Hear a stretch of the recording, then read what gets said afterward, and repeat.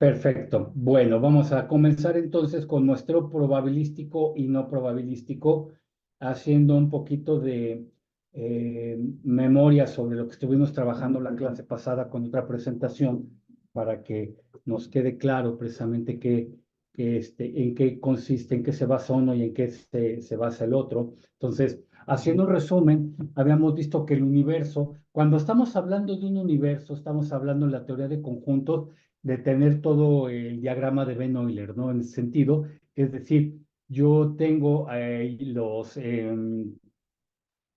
toda la población, ese va a ser mi universo, ¿no? Mi universo deseado, mi universo al cual yo deseo estimar, si es que no lo conozco, y lo estimo a través de la muestra. Entonces, la población, como esa parte total del fenómeno a estudiar, va a estar compuesto por unidades que a su vez se componen también de características comunes, ¿no? A las cuales se desea estudiar en este sentido. Entonces, para seleccionar una población, para definirla, ¿qué criterios vamos nosotros a seguir? Entonces, primero, ¿cuántas unidades van a ser seleccionadas, ¿no? O sea, ¿de cuántas personas, de cuántos objetos? ¿Cuál es la cuantía sobre la cual nosotros nos vamos a estar basando precisamente para obtener información? Ese es el criterio de inclusión. ¿Qué voy a incluir y qué voy a excluir? Que es el criterio precisamente opuesto. Entonces, vamos a ver un subconjunto de cosas, de objetos o de individuos que si bien cumplen con estos criterios para ser capaces de ser incluidos, podrían darnos una interpretación diferente sobre lo cual nosotros vamos a hallar en esa población deseable, o bien no va a estar siendo útil para el fin de la investigación que yo quiero a la cual yo quiero someter a esta población. Es decir, en pocas palabras, está sesgando mi posible inclusión. Entonces, yo lo que deseo, es más, desde el momento de hacer una encuesta, desde estadística uno, yo lo digo,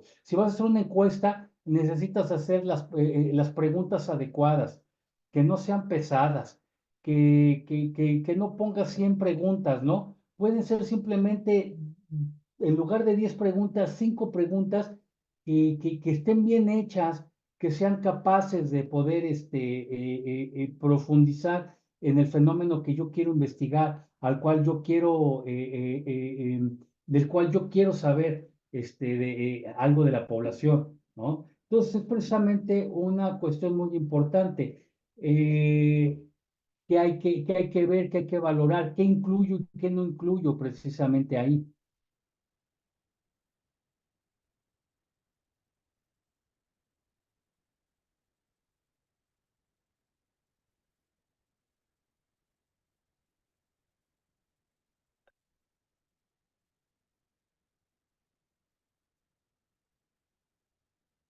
Y así como tengo criterios para incluir, para excluir, también debo de tener criterios para eliminar.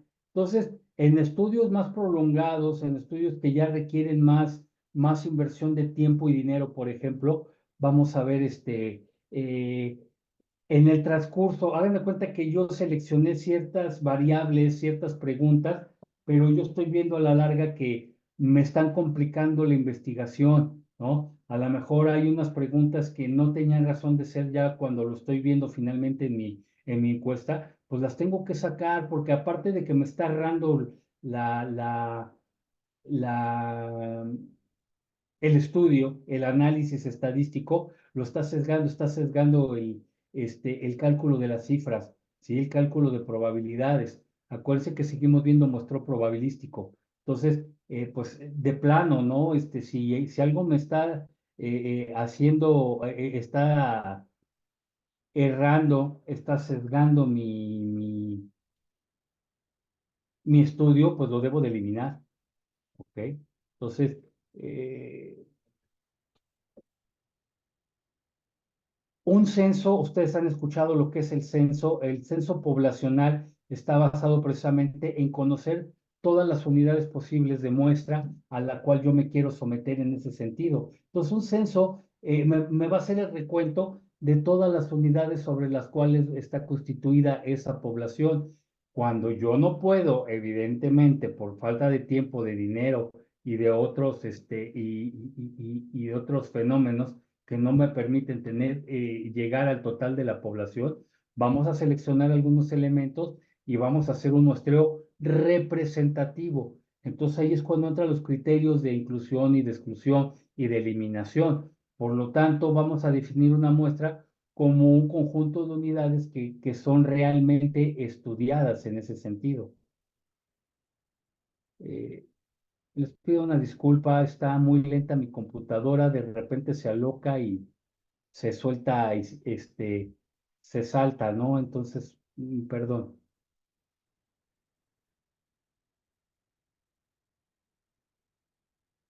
Ahora, ¿por qué voy a seleccionar una muestra? ¿Qué fines tengo? ¿Como para qué, no? O sea, primero yo voy a seleccionar una muestra. ¿Por qué? Porque es finita. O sea, es un número que yo lo conozco. Si yo me voy a una colonia, se van a su colonia y quieren hacer una encuesta, evidentemente, pues va a estar difícil que encuesten a toda la colonia. Tienen que tomar una muestra. Ah, caray. Pero ¿qué es mejor? A ver, vamos a preguntarle a Jocelyn. ¿Me escucha, Jocelyn? Sí, profe. ¿Cuál sería el criterio de usted para seleccionar una muestra? O sea, si está en su colonia y tiene que elegir una muestra, ¿qué criterios usted elegiría para hacer una muestra? ¿A quién muestrearía de su colonia? Pues a los adultos mayores, ¿o no? Ajá, pero, o Ajá. sea, si estamos hablando de su colonia, Ajá. no puede hacerlo a todos los adultos mayores de su colonia. No le daría tiempo y pues imagínese cuándo va a acabar. Y esto lo tiene que entregar, no sé, el jueves, por ejemplo. Y tiene que hacer una muestra. Entonces, ¿por dónde empezaría? ¿Cuánto sería para usted una muestra suficiente? Unos 25. ¿Y de dónde los elegiría, esos 25? Eh, Ay, no sé. Mm, eh, o sea, el rango que tomaría de los adultos mayores o... No, no, no, no. ¿A dónde iría usted a tocar puertas? O sea, si estamos hablando de su colonia, ¿por dónde empezaría? ¿Por su cuadra? ¿Por la Ah, colonia por donde está el paradero del camión? ¿Qué sería lo más fácil para usted? ¿O qué pues sería en lo recomendable? Porque son dos preguntas diferentes. pues la calle donde vivo sería primero, bueno, en el lugar donde vivo, y ya Claro, luego las empezaría demás. por lo más fácil, ¿no? Sí, Claro, o sea, eso siempre es algo que debemos de tener presente. Comenzar por lo más viable. A lo mejor no es lo más fácil, pero si nosotros nos vamos por términos de facilidad, por términos de seguridad, entonces en este caso, pues empezar por mis vecinos sería algo probable, algo que estaría bien y algo que no sesgaría porque en ese momento, bueno, pues a pesar de que los conozco, les estoy haciendo preguntas, pero la selección, o sea, la selección es lo importante. O sea, ¿dónde no escogería a usted ir? De plan, usted dice su colonia, yo aquí no voy a entrevistar a alguien. Yo sería. mande, perdón. Perdón, es que no lo entendí. ¿Por dónde no empezaría? ¿Y por qué? Ah, pues, ¿En dónde empezaría usted a excluir y por qué? pues yo no iría pues a las calles que están muy, muy lejos porque pues no las conozco y me Claro. tomaría más tiempo llegar. Claro, por cuestión de seguridad y hasta por cuestión de presupuesto, ¿no? Evidentemente, y por tiempo. Fíjese, aquí hay tres cosas muy importantes que usted tomó una decisión: seguridad, costos y tiempo. O sea, tres cosas muy importantes para hacer un muestreo bueno. ¿Por qué? Aquí decimos ¿Por qué selecciono una muestra? Porque estudiar a toda la población implica un alto costo, entonces no tengo yo el suficiente dinero, ¿no? Ni el suficiente tiempo y me estaría esforzando, pero demasiado en obtener a toda la población. Por eso decido muestrar. Entonces, eso es lo que yo estaría tomando en cuenta.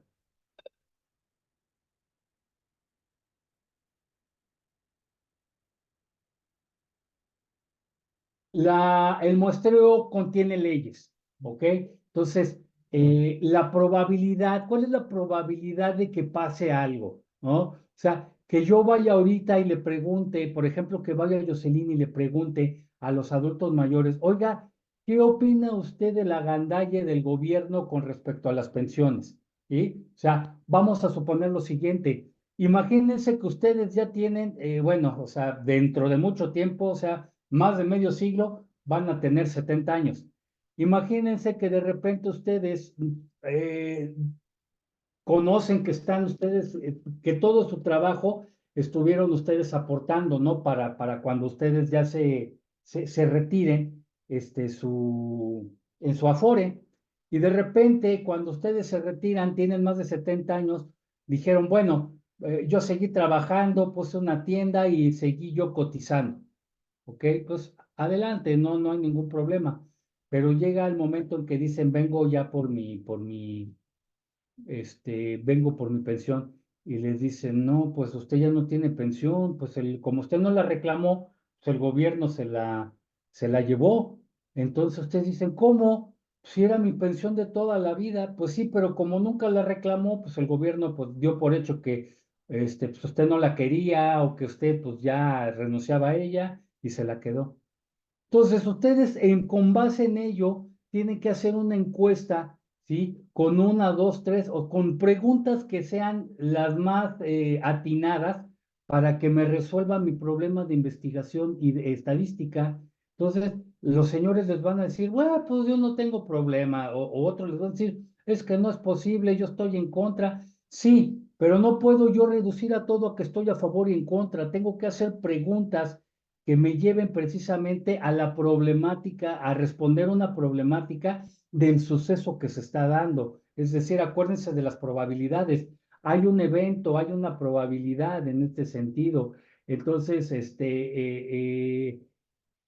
debo de tomarlo en cuenta. Para el cálculo de probabilidades, acuérdense que la probabilidad de que haya un hecho o un suceso es esa relación entre el número de casos a favor y el número de casos posibles. O sea, si yo tengo algo entre algo, es decir, el número de casos a favor entre el número de casos posibles.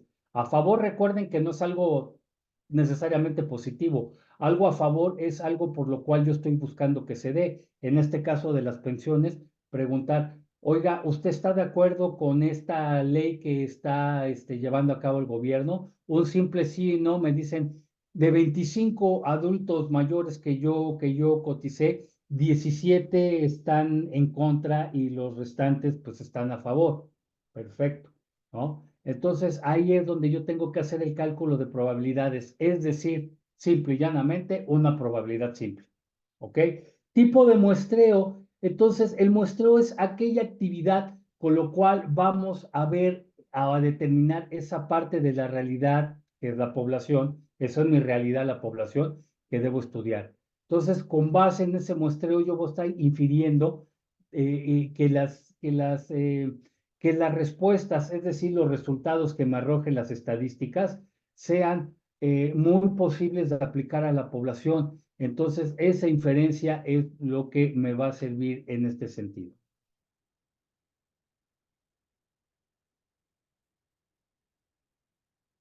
Entonces, ¿qué es el estadístico?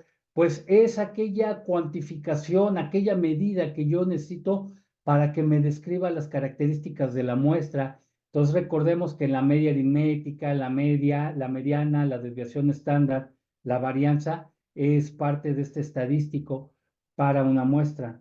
Pero si yo estoy midiendo la media aritmética, la mediana, la varianza, la desviación estándar, pues de una población, estoy hablando de obtener parámetros, ¿ok?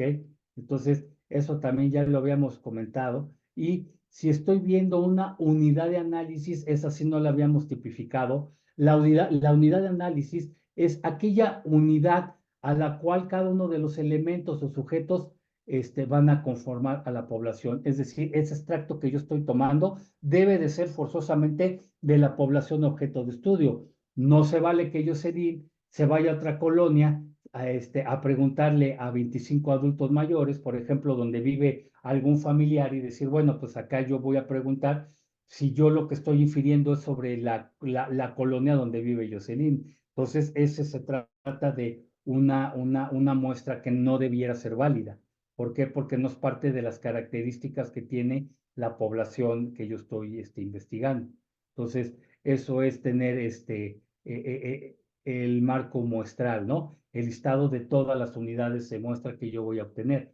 Entonces, esa es una situación de definir el marco de la muestra, donde todas esas unidades de observación tienen la misma probabilidad de formar parte de la muestra. O sea, en la colonia, cualquier adulto mayor que yo tome va a ser parte de objeto de estudio. Entonces, no le hace, o sea, yo empecé desde mi cuadra por lo que es lo más fácil, pero a lo mejor me voy a otra cuadra, me voy a la cuadra contigua y entonces ahí entrevisto a más personas, a más adultos mayores. Entonces, sigue estando dentro de lo permisible, es dentro del marco de la muestra y no debe existir ni una omisión ni una duplicación.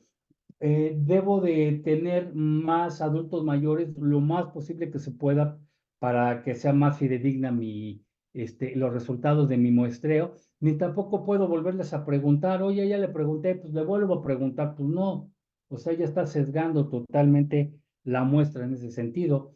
Entonces, por ejemplo, pues si yo estoy mostrando pacientes de un hospital, pues yo busco en la historia clínica para ver cierto tipo o tipificación de enfermedades, ¿no? Pero no puedo estar otra vez yendo con el mismo paciente y viendo su historia clínica, ¿no? Puesto que ya lo hice una vez. Lo mismo pasa con los empleados de las empresas. O sea, si ya te pregunté, si ya se mostró contigo, pues no puedo volver otra vez a preguntarte lo mismo porque estoy duplicando información, ¿no? Entonces, ahí es una cosa importante que debo de tomar en cuenta dentro del marco de muestreo, ¿ok? Entonces, si el muestreo es aquella actividad por la cual vamos nosotros a asociar en la realidad, que es objeto de estudio, en este caso, la forma en la cual el gobierno quiere actuar con las pensiones no, no solicitadas en ese sentido, pues es una forma en la cual también nosotros tenemos que examinar ese fenómeno. Entonces ahí estamos viendo una realidad con la cual yo quiero hacer inferencia sobre una determinada población a través del muestreo. Entonces, la muestra debe de ser representativa y para ser representativa debe de reunir características que interesan. Por ejemplo, características mayores de 70 años, ¿no? Que es a quien se está aplicando o a quien se quiere aplicar esta ley. Entonces, mayores de 70 años, hombres y mujeres, también en ese sentido, que actualmente pues no tengan, o sea, bueno, que hayan trabajado y que hayan cotizado, o sea, que en ese sentido tengan una pensión o no, porque hay gente que trabajó o dejó de trabajar en el sector público y se fue al sector privado. Entonces, pues ahí le cambiaron, cambia el tipo de pensión, porque una es la que dan para el sector público, que es, por ejemplo, bajo la ley de Afore del ISSSTE, de Afore del ISSSTE, y por ejemplo los que son del IMSS, que son pues muchos de empresa privada, que son precisamente pues ya otro tipo de Afores como las bancarias, ¿no? A los que tienen derecho. Entonces, ¿hacia quién me voy? ¿Hacia qué tipo de muestra representativa? La muestra representativa es lo más importante que se tiene. Por tal forma, el muestreo, que no es probabilístico, viene de un hecho, de que no siempre es posible que yo pueda realizar un muestreo probabilístico por presupuesto, ¿no? No hay el suficiente dinero. O sea, imagínense que Doña Pelos quiera poner un puesto y quiera dar a un determinado precio sus elotes, sus tamales, lo que quiera vender, pues evidentemente no puede pagarles, en este caso a ustedes, tanto dinero para que ustedes hagan un muestreo y vean la gente, pues, qué les gusta más, si un sope, si un taco, si un pambazo, etcétera, etcétera, porque bueno, es una cuestión de tiempo y dinero, porque le van a decir a doña, pero oiga, sí, pero pues deme para el pasaje, ¿no? Oiga, sí, pero pues pues también yo como, ¿no? Entonces, pues móchese con alguna de las gorditas, o deme crédito, etcétera, etcétera, ¿no? O sabe qué me voy a tardar tanto tiempo. Si usted la quiere para mañana, pues va a estar difícil, me voy a tardar como una semana, y esa semana pues incluye costos. Entonces, pues doña Pelo le va a decir, pues no, gracias, ¿no? Yo al tanteo lo hago. Entonces, esta situación es la que requiere de utilizar muestreo no probabilístico. Entonces, para hacer un muestreo no probabilístico, vamos a hacerlo, por ejemplo, por la técnica de cuotas. Para ello, yo requiero conocer el estrato de la población que es representativa o que para mis fines pues se van a adecuar precisamente a mi investigación en este caso. Entonces, sí tiene algunas semejanzas, ustedes recuerdan, el lunes pasado tipificamos el muestreo estratificado, sin embargo, este es aleatorio y el muestreo por cuotas no es aleatorio. Voy a fijar, por eso se llama por cuotas, porque yo fijo cuotas que en sí van a constituir un número de individuos que tienen determinadas condiciones. Dice Jocelyn, voy a agarrar a 75, a 25 adultos mayores, pues tienen una condición. Primero que son vecinos, viven en la misma área. Por lo tanto, presumiblemente su nivel socioeconómico pues es el mismo, ¿sí? Que puede ser de clase baja, puede ser de clase media, puede ser de clase alta. Entonces, ahí es la situación de ver qué tienen en común. Y si tienen en común algo, normalmente las respuestas van a ser comunes, ¿no? A lo que es esa aprobación. Entonces, cuando yo defino la cuota, ¿sabes qué van a ser 25 adultos mayores? Vamos a alejar los primeros que cumplan con estas características. Permítanme un segundito, por favor.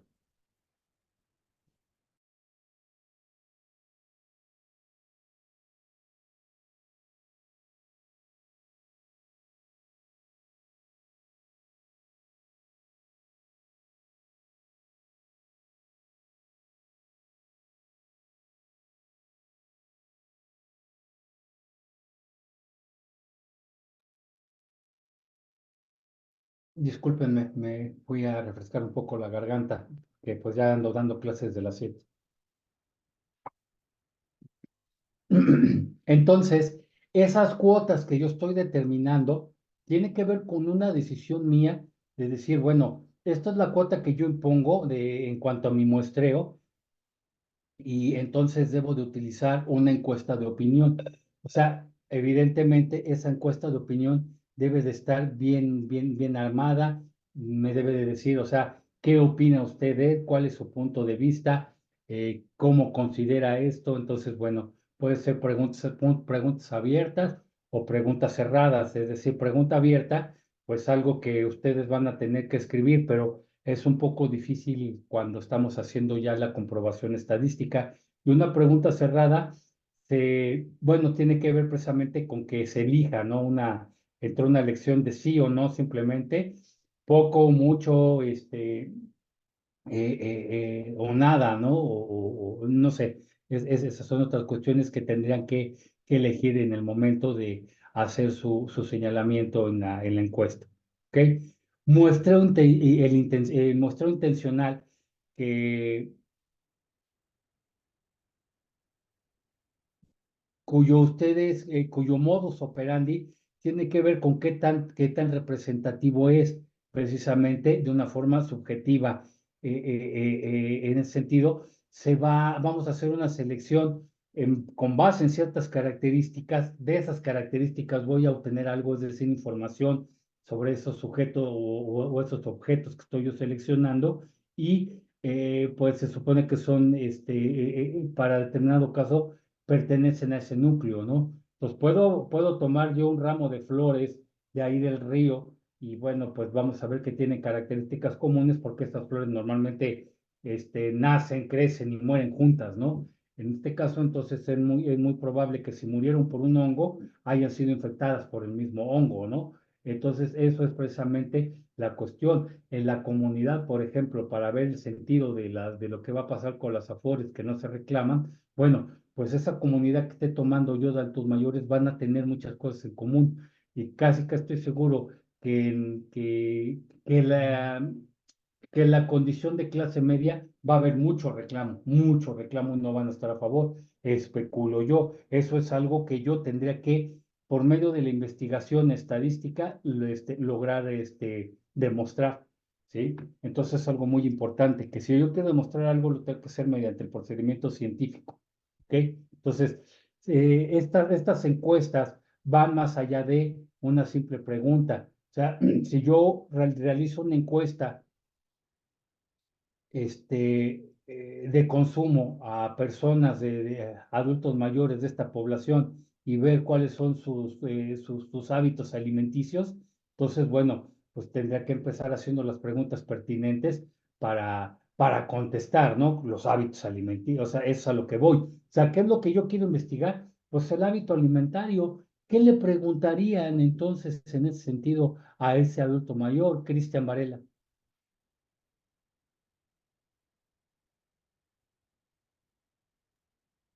Es que no alcanzo a escuchar, profe. ¿Me podría repetir la pregunta? Más bien no está poniendo atención. No, sí, pero es que A no, ver, no lo ahí escuché. está el ejemplo, contésteme en el ejemplo que le comenté. Ahí está el ejemplo. Ujú. ¿Qué dice? Realizar qué. Realizar encuestas de consumo a personas de edad avanzada de una población para conocer la evolución de los hábitos alimentarios de la comunidad. O Encuestas sea, ahí, ¿cuál es el objetivo? que hay que realizar una encuesta, No, ¿no? no, eso no es el objetivo. La encuesta es por default, pero ¿cuál es el objetivo? Según lo que leyó. Mm, que hay que conocer la evolución de los hábitos alimentarios. Los hábitos alimentarios. Entonces, en una encuesta, ¿qué le preguntaría usted a un adulto mayor para conocer su evolución? ¿A qué le llamamos evolución de los hábitos alimentarios para un adulto mayor? Dígame. Puede ser lo que consume, ¿no? Día a día de sus alimentos. Usted está administrando un hospital y para ello usted requiere que el grupo de nutriólogos que trabaja en este hospital se ponga a trabajar, pero les tiene usted que dar trabajo. Usted es administrador, usted les tiene que dar trabajo. Para dar trabajo, usted necesita saber en ciertos núcleos cuáles son los más reticentes a ir con un nutriólogo, ¿sí? Aunque usted no lo crea, el grupo de adultos mayores no se atiende. Ajá. Entonces, usted desea precisamente saber por qué no se está atendiendo. Si es por una cuestión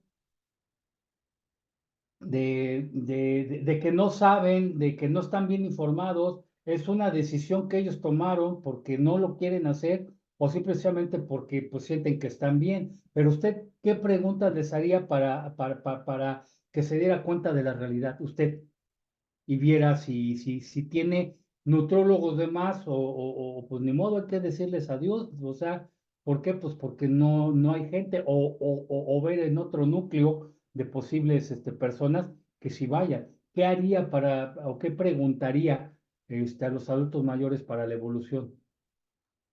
Pues bueno, ahorita como tomando el ejemplo que dice usted de los nutriólogos, que tendría que checar para ver si están haciendo ahora sí que bien su trabajo.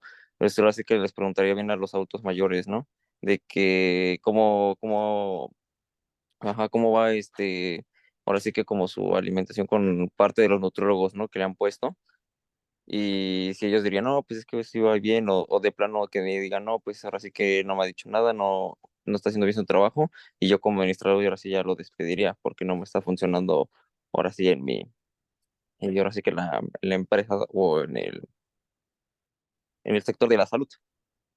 Bueno, a ver, bueno, es que no comenté yo que no estuvieran funcionando los nutrólogos. No tienen chamba los nutrólogos. Ni siquiera sé si son buenos o malos.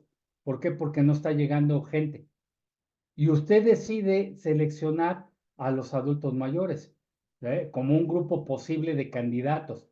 O sea, ¿Qué preguntas tendría yo que hacer a esta población, para saber precisamente en la estadística? O sea, aquí yo voy a plantearme una hipótesis nula en pocas palabras, pero yo necesito hacer las preguntas correctas y concretas.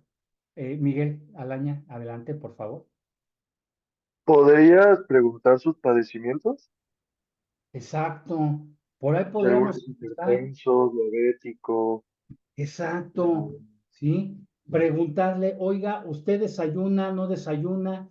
¿Qué desayuna? ¿A qué hora desayuna? O sea, aquí yo me tendría que hacer valer de mis nutriólogos para hacer estas preguntas. Digo, mira, precisamente, no, no sé si, bueno, estuvimos hablando del debate que pasó ahorita entre los presidenciables. Ujú.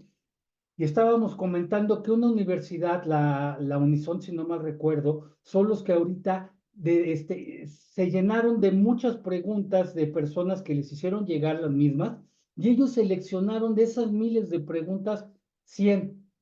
De esas 100 preguntas que le enviaron a los reporteros que estuvieron preguntándoles ese día a los candidatos, eligieron 25, si no mal recuerdo. Ahí es donde se queja el presidente, donde dice, bueno, ¿por qué le dan ese privilegio a los reporteros? Bueno, para él todo mundo lo ataca, ¿no? Para él todo mundo es enemigo. Sí o no, la cuestión es, se eligieron 25 preguntas de 100 que se enviaron. ¿Fueron las mejores? O sea, eso no lo sabemos porque no tuvimos nosotros las 100 preguntas. Eso es malo. ¿Por qué? Porque nosotros, o sea, digo, no sabemos si, a lo mejor si yo les doy a usted, Miguel, una pila de esas 100 preguntas y le digo, escoja 25, a lo mejor no van a ser las mismas 25 que yo voy a seleccionar. A lo mejor un 10% de ellas sí. ¿No? Entonces ahí es lo cuestionable. Entonces, ¿qué tanto estoy haciendo bien una pregunta? Porque eso me va a dar un número estadístico que yo tengo que poner, que yo tengo que investigar y a lo que tengo que llevar a una toma de decisiones.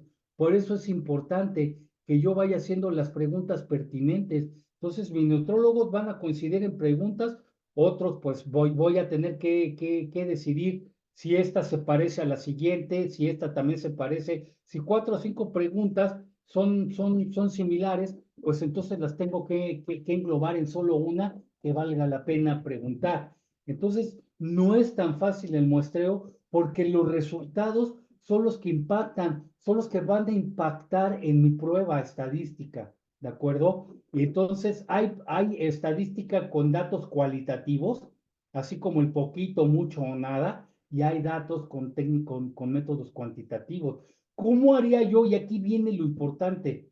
Si yo quiero números, ¿cómo lo haría yo para obtener números que me permitan entonces llevar a tomar decisiones en base a números que en la estadística yo voy a utilizar con base en una encuesta de hábitos alimentarios? Ahí es donde viene el verdadero tiro. Porque una cosa es que me diga el adulto mayor sí o no, que es una pregunta cualitativa, simple y sencillamente, ¿sí? Usted desayuna a las 12, a la 1, a las 7 de la mañana, pues siguen siendo preguntas así de selección que uno dice, bueno, este, la voy a contabilizar cualitativamente, pero yo requiero números para hacer una prueba de hipótesis, ¿de acuerdo? Entonces tengo que encaminar esa encuesta hacia números. Ujú. Oiga, ¿cuántos años tiene? Yo tengo 75, yo tengo 78, yo tengo 81, yo tengo 90. Ahí ya estamos diciendo, vamos a utilizar números. Ajá. Entonces, sobre esa pregunta yo voy a decir, mi prueba de hipótesis, el universo de las personas que yo estoy entrevistando está en el rango de los 85 años, ¿cierto o falso? Con esos datos que ya di y que pregunté de la edad, ya puedo yo inferir si es verdad o no y si estoy aplicando o no, entonces, bien, sobre la encuesta, ¿de acuerdo? ¿Por qué? Porque es importante la edad. El sexo es una variable cualitativa, ¿sí? Porque me puede decir si es hombre o si es mujer, entonces es binario, ¿sí? o pongo M o pongo F, pero en el término estadístico o matemático es binario, es un 0 o es un 1 en este sentido, ¿de acuerdo? Entonces, ahí es donde yo debo de tener la fineza para poder realizar esa encuesta. Entonces, ahí para los hábitos alimentarios, sí, requiere en ese sentido que yo vaya obteniendo números. ¿Cómo convierto una pregunta en un número? Por ejemplo, ya la edad, ya la convertí en un número al preguntar la edad, ¿no? Oiga, ¿qué otra cosa pudiera yo preguntar que me pueda generar un número? Ahí es precisamente la condición a la cual ya tendría que utilizar estadística un poco más avanzada. ¿Ok? Bueno, hablaré de ello después, pero lo importante es que viéramos cómo nosotros podemos ir armando nuestras encuestas, ¿no?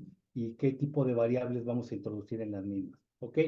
Las encuestas preelectorales de zonas que marcaron una tendencia en el voto, es un muestreo intencional, ¿no? Ahí está, ahí lo tengo.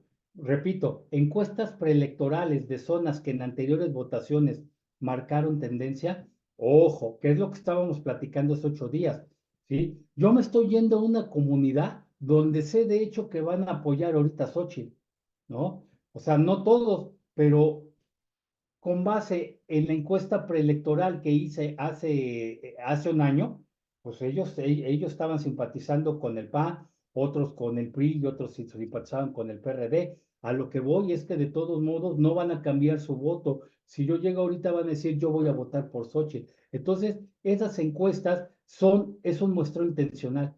Como le comenté el lunes pasado, no es que esté mal, está permitido. Mientras exista, por ejemplo, yo me puedo ir al marco de que esto se hizo a través de un muestreo intencional. Ah, perfecto, ¿no? Adelante. Entonces, con el muestreo intencional estoy justificando el uso de mi encuesta, ¿no? En esa población. Entonces, si hay un muestreo intencional, también hay muestreo por conveniencia que es permitido. Entonces, ustedes van a seleccionar directa e intencionalmente a los individuos y se utiliza para los que se tiene un fácil acceso. ¿Qué quiere decir eso? Bueno, por ejemplo, en poblaciones donde quiero ver yo las consecuencias del COVID, ¿no? En ese sentido, son grupos identificados, son grupos que tienen ahorita vulnerabilidades porque les dio COVID y siguen teniendo algunos problemas. Entonces, pues es necesario que haga un muestreo con ellos. ¿Por qué? Porque estoy viendo las reacciones precisamente que tiene el COVID, el tener solamente una vacuna o el no tener ninguna. Entonces, claro que desde luego el muestreo por conveniencia lo puedo y lo debo de utilizar, ¿no? Porque estoy utilizando intencionalmente a las personas que están siendo afectadas por el COVID. Entonces, desde luego que es permisible y se puede justificar con esa causa, ¿sí? Bola de nieve voy a localizar algunos individuos, los cuales me van a llevar a otros y así hago un muestreo. O sea, voy haciendo esa bola de nieve. Entrevisto uno, ese uno me lleva con dos, esos dos me van a llevar a tres, si son dos, voy con uno y me recomienda tres, o otros dos. Voy con el otro y me recomienda otros dos, tres. O sea, eso se va haciendo una bola de nieve. Entonces, este tipo de estudios, pues es marginal. Para ese tipo de estudios, ¿no? O sea, yo digo, bueno, una cosa me va a llevar a más individuos. O sea, estudios de delincuencia, de sectas, de cualquier tipo, poblaciones marginadas, ¿no? Ahí se utiliza la técnica de bola de nieve, donde veo algunos individuos y entonces esos individuos me van a hacer o me van a ir guiando hacia otros, bueno, con esas características y condiciones, por lo cual entonces yo utilicé esta técnica para poder utilizarla y poder obtener datos. Bueno, eso es en cuanto al muestreo no probabilístico. El muestreo probabilístico en el cual pues presumo que tengo condiciones para poder llevarlo a cabo, tengo el suficiente presupuesto, el suficiente tiempo y el suficiente esfuerzo para poder realizarlo. Entonces, todos, o sea, ese muestreo probabilístico me dicen que el muestreo que yo estoy utilizando en las unidades, y estoy hablando ahorita ya de esas unidades muestrales, tienen una probabilidad conocida de ser seleccionado y que nunca va a resultar cero, ¿no? Por las condiciones que tienen esas poblaciones. Todos los objetos o sujetos tienen la misma probabilidad de elección, ajá, y para ser parte de la muestra. Entonces, aquí vamos a calcular algo llamado error muestral, ¿ok? Entonces, ese error muestral lo voy a desarrollar a través de las técnicas estadísticas.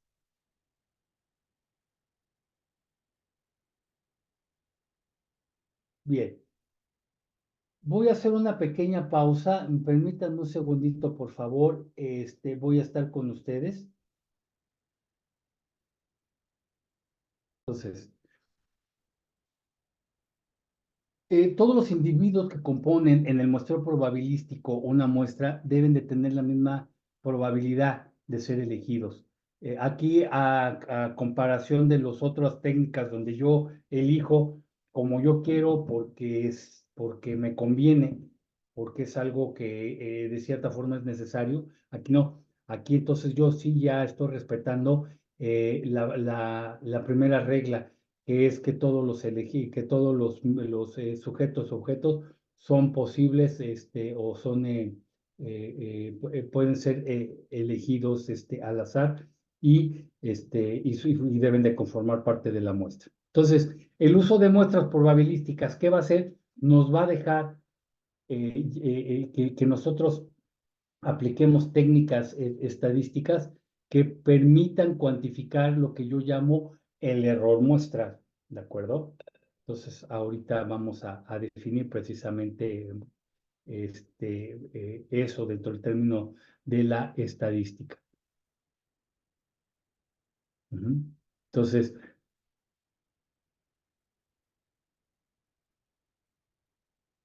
una de las condiciones que tiene el muestreo probabilístico es que yo no lo puedo, pues, magnificar, ¿no? Es decir, tenerlo en poblaciones muy grandes, también ya lo habíamos comentado en nuestra sesión pasada, y el muestreo es aleatorio simple, que podemos utilizar una tabla de números aleatorios, ¿no? Ahí por ahí en todos los libros de estadística, o lo pueden bajar de internet, una tabla de números aleatorios, y eso pues va a ser esencial, ¿no? Para que yo calcule, por ejemplo, la población. Acuérdense que habíamos calculado la población N minúscula sobre N mayúscula, es decir, la parte de la población representativa, ¿no? En este caso, si yo tengo 30 elementos de un total de 300, pues va a ser precisamente 3 sobre 30, ¿no?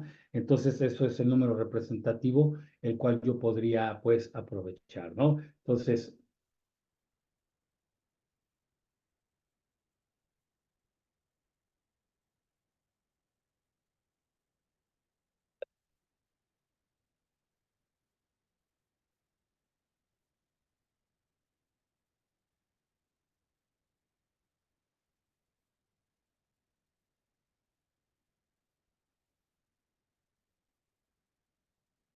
aquí tenemos esta tabla de números aleatorios, la cual, bueno, yo puedo seleccionar tomando precisamente, por ejemplo, hagan de cuenta que yo tomo ahorita 2 dados, ¿ok?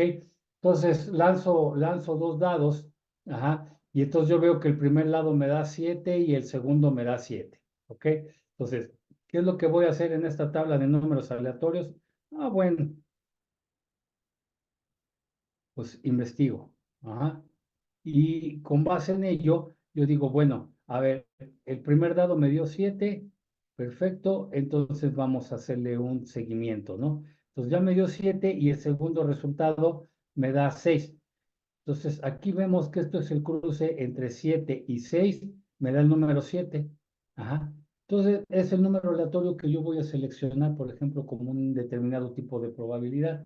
Entonces una tabla estadística, a grosso modo, me permite ver precisamente ello y poder trabajar así a la antigüita, ¿no? Como quien dice, pues todavía hay personas que lo siguen haciendo. Bueno, pues ahora ya nosotros lo podemos hacer ya de una manera más más rápida, ¿no? Más firme en ese sentido.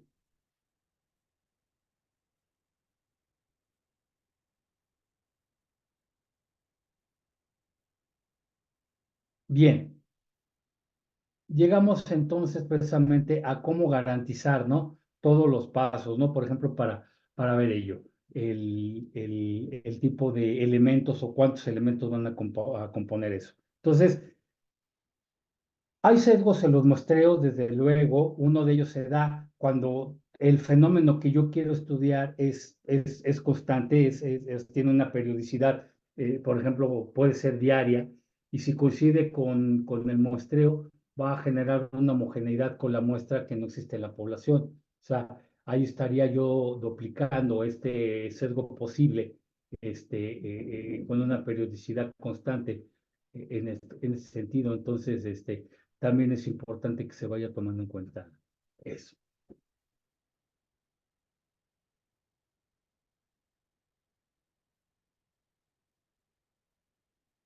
Bien, ¿qué tipos de muestreos probabilísticos existen? Bueno, aquí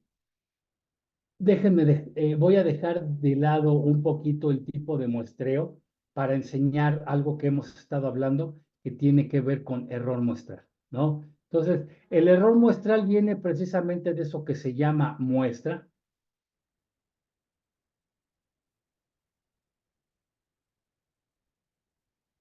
No sé si ya se ve la presentación.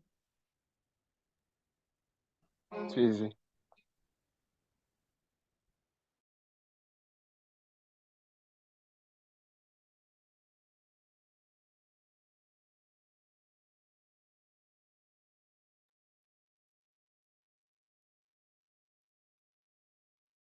Bueno, el teorema del límite central no nos dice algo. Acuérdense que el teorema, bueno, discutamos ese teorema del límite central, precisamente, donde todo pende del centro hacia los lados, ¿no? Que partimos de nuestra distribución normal y vemos que todo comienza de la mitad, ¿no? Hacia la izquierda o hacia la derecha. Entonces, el teorema del límite central no nos dice mucho sobre cómo se está distribuyendo, en este caso, la media muestral con respecto al valor promedio de la muestral. O sea, esa diferencia que hay entre la media poblacional y la media muestral es importante que se vaya notando. O sea,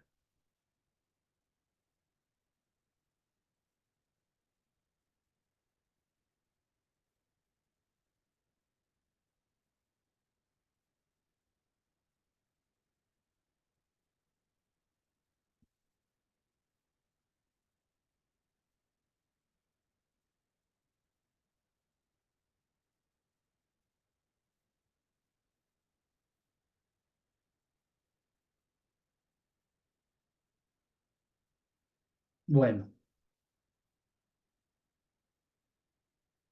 Los supuestos que nosotros vamos a tomar con el error estándar de la media tiene que ver precisamente con cuánto nos estamos alejando. O sea, el error, o sea, yo quisiera tener siempre, híjole, no va a funcionar aquí, déjense los muestro aquí.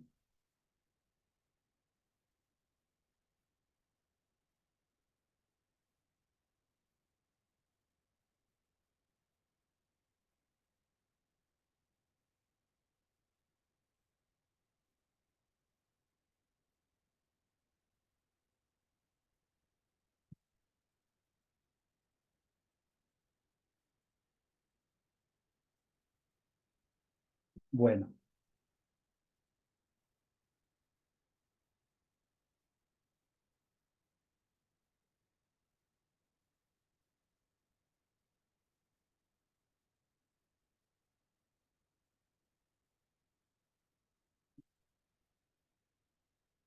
lo importante de ver aquí es precisamente el tipo de sesgo de desviación que hay en mi variable X precisamente y cuánto me estoy yendo yo hacia la izquierda o hacia la derecha. Entonces, evidentemente, si yo pongo aquí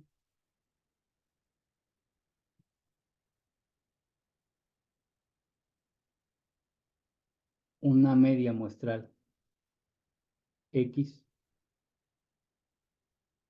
es decir, aquí tengo el estimador y aquí el parámetro. Ajá.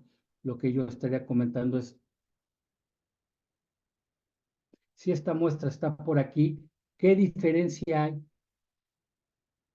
entre esto y esto? Es decir, entre mu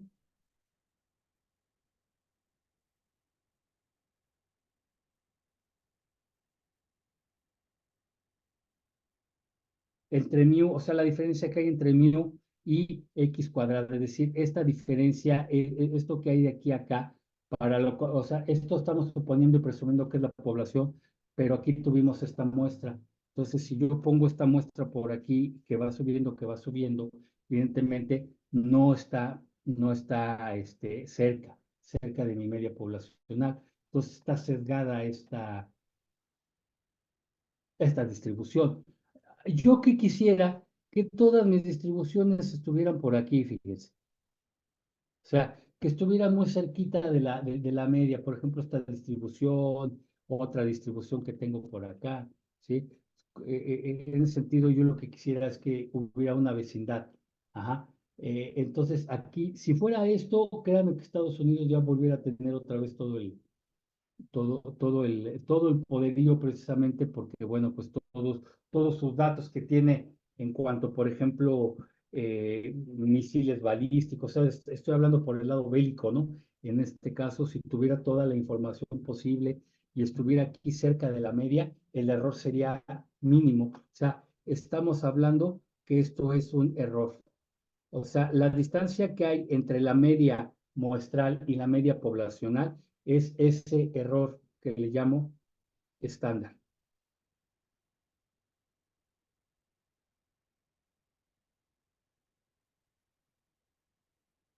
Entonces, este error estándar es el que también me va a determinar precisamente qué tan sesgado o insesgado está este tipo de consideración que tengo para mis datos.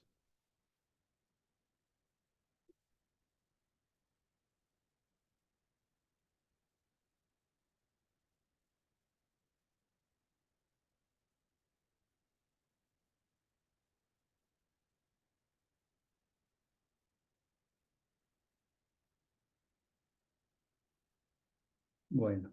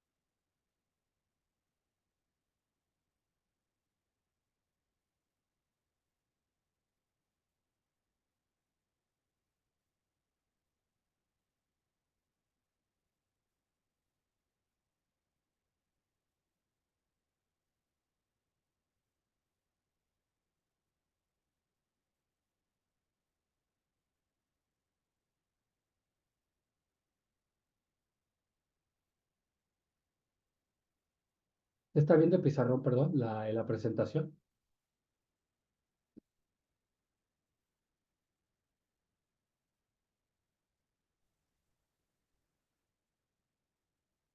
Hola, hola.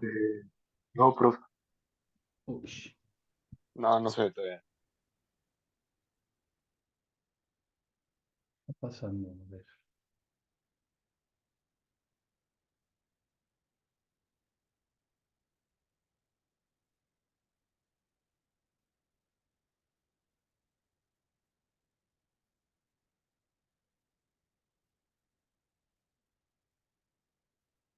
Ya se puedo ver. Ya. Sí. Ya. Gracias. Bueno.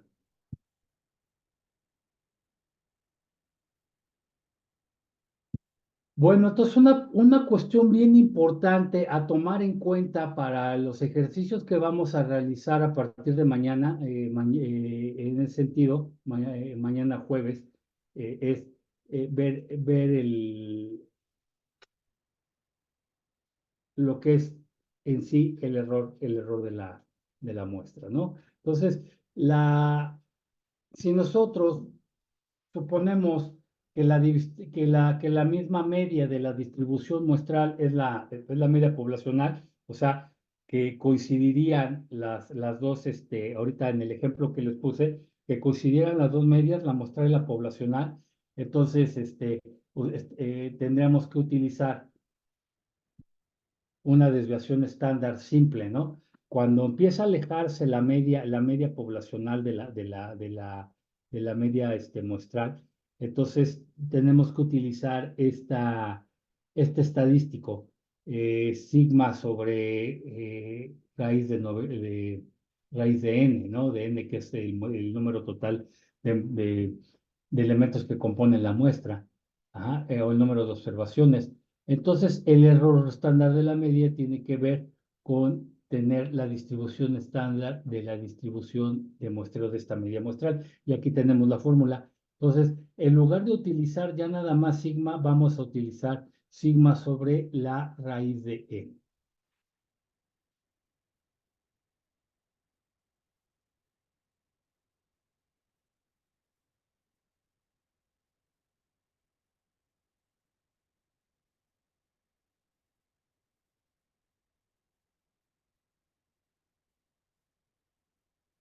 Bueno, entonces vamos a ver que las propiedades que tiene esta media muestral va a ser exactamente igual a la media poblacional si podemos ver precisamente ese valor esperado.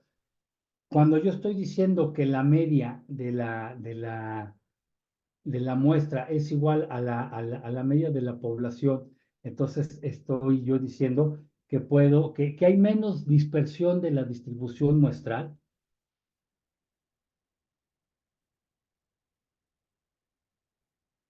Y eso es muy importante porque puedo determinar precisamente la distancia que hay con las medias de uno y de otra distribución. O si yo tengo la distribución poblacional y la tengo emparejada con la distribución muestral, pues entonces estoy diciendo que ambas medias son iguales y puedo presumir que la media que la media de la muestra que tengo ahí es muy representativa o igual, por decirlo de esa manera, a la media eh, poblacional, ¿no? Entonces eso es muy importante que lo vayan tomando en cuenta. A fin a fin y al cabo, ¿no? Pues lo que estoy diciendo es que va a haber menos dispersión en la distribución muestral, puesto que al estar parejas, si no primero aquí una y la otra por acá, donde hay un trecho, pues, de margen de error, en este sentido, vamos a tomar en cuenta también a su desviación estándar, pero de la población, que es sigma. Entonces, esta